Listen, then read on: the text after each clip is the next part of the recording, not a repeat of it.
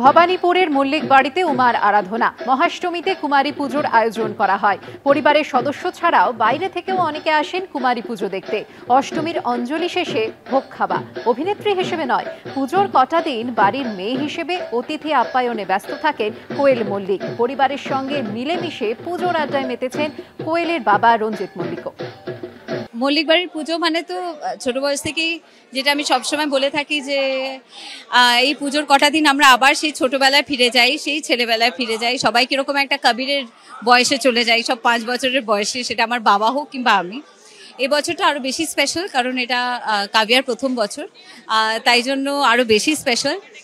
মহা অষ্টমী যেরকম সকালবেলা আমাদের কুমারী পুজো হলো, তারপরে আরতি, সন্ধ্যা আরতিটা হবে কিছুক্ষণ পরে, কিন্তু আরতি মাঝখানে অঞ্জলি দিলাম।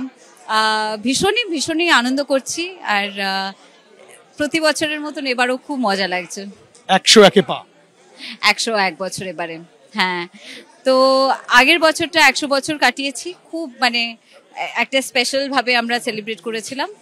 এবছর 101, এবারও ডেফিনেটলি 100-র পর থেকে প্রতি বছরটা আরো বেশি স্পেশাল হবে বলে মনে হচ্ছে। দেখো, আমি যেটা সবসময় বলি, আমার মনে হয় আমি ভীষণই সেদিক থেকে আমার খুবই ভাগ্য যে এমন একটা যৌথ পরিবারে আমার জন্ম, যেখানে অনেক সদস্যরা একসঙ্গে আমরা বড় হয়েছি, মানুষ হয়েছি। এবং অনেকে আছে যারা কলকাতার বিভিন্ন, শুধু কলকাতা নয়, পৃথিবীর বিভিন্ন জায়গায় আছেন। তারা সবাই কটা দিন চলে আসেন এই কটা দিন পুজো উপভোগ করতে। তাই জন্য এই 5টা দিন কিভাবে আসলো, কিভাবে গেল, আমরা নিজেরাই টের পাই না। এটা তো প্রত্যেক বছরেরই ব্যাপার হয়। আমাদের অনেক আত্মীয় স্বজন কলকাতার বাইরে, ভারতবর্ষের বাইরে থাকে। সকলে না হলেও অনেকে তাদের মধ্যে আসে এই সময়, পুজোর সময়। আর দিস ওনলি ওকেশন, ওদের সঙ্গে সকলের সঙ্গে দেখা হয়, গল্প হয়, আনন্দ হয়। পুজোতে যা হয় সব নিয়ম কানুন মেনেই হয় পুজো।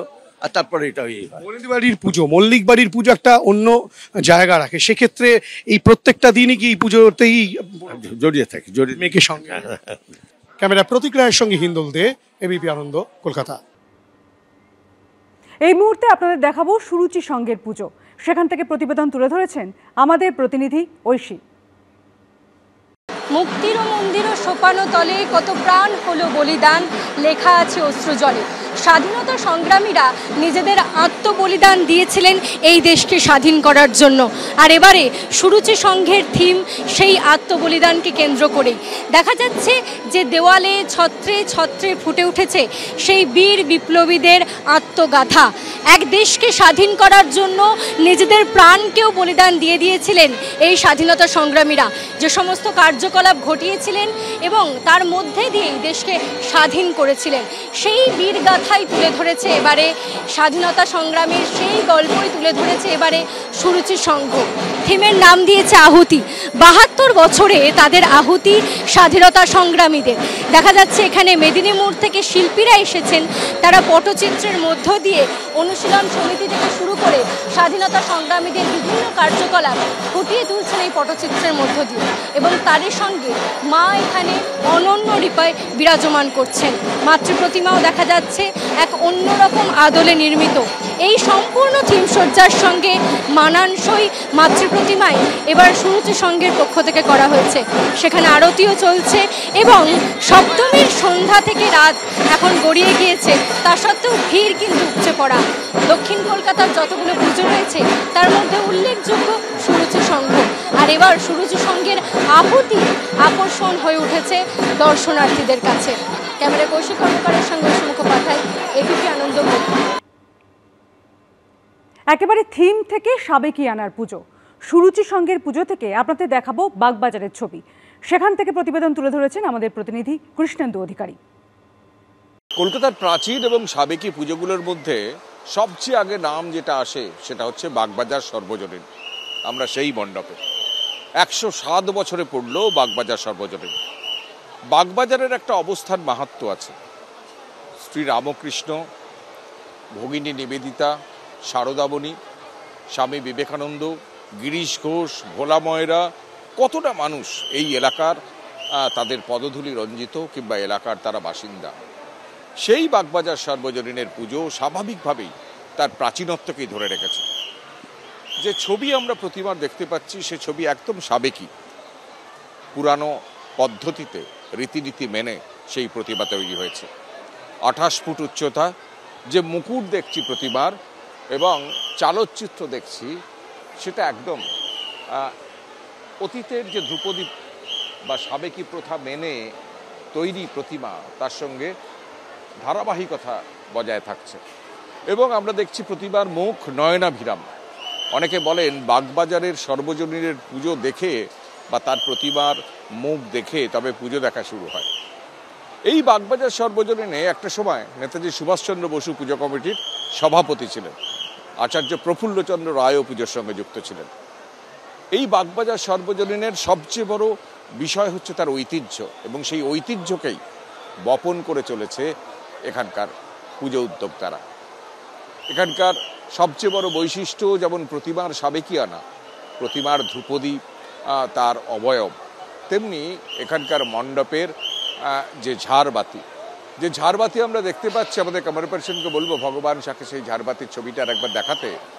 সেই ঝাড়বাতি এখানকার অপরূপ সৌন্দর্যের একটা মোহময় পরিবেশ তৈরি করছে। প্রচুর মানুষ তারা মোবাইল বন্দি করছেন মায়ের সেই রূপকে, প্রতিমার রূপকে, এবং তারা আসছেন, এসে ঠাকুর দেখছেন। বাগবাজার সর্বজনীনের সবচেয়ে বড় আকর্ষণ এখানকার প্রতিমা, সবচেয়ে বড় আকর্ষণ এখানকার আভিজাত্যে, সবচেয়ে বড় আকর্ষণ এখানকার চালচিত্রে। সব মিলিয়ে এত থিমের যে বারবারন্ত গোটা শহর জুড়ে, গোটা রাজ্য জুড়ে সেই থিমের স্রোত এই পুজোকে স্পর্শ করতে পারেনি। এই পুজো চিরন্তন হয়ে আছে তার সাবেকিয়ানায়, তার ঐতিহ্যের উদযাপনে। ক্যামেরায় ভগবান শাহর সঙ্গে কৃষ্ণেন্দু অধিকারী, এবিপি আনন্দ, কলকাতা।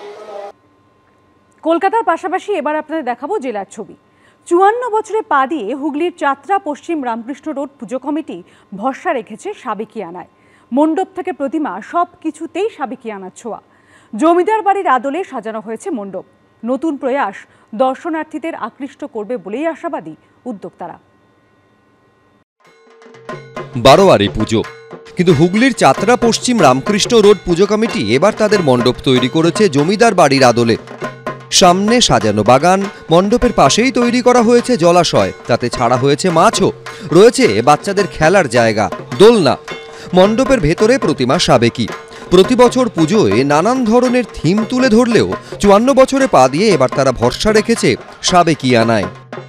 আমরা প্রতি বছরই নানা রকম থিমের পুজোর ওপর করে থাকি। এবছরে আমরা সাবেকিয়ানা একটু ফিরেছি, এই কারণে পাড়ার অধিবাসীবৃন্দের মতামত অনুযায়ী সবার চাহিদা ছিল যে জমিদার বাড়ির আদলে মণ্ডপ তৈরি করা।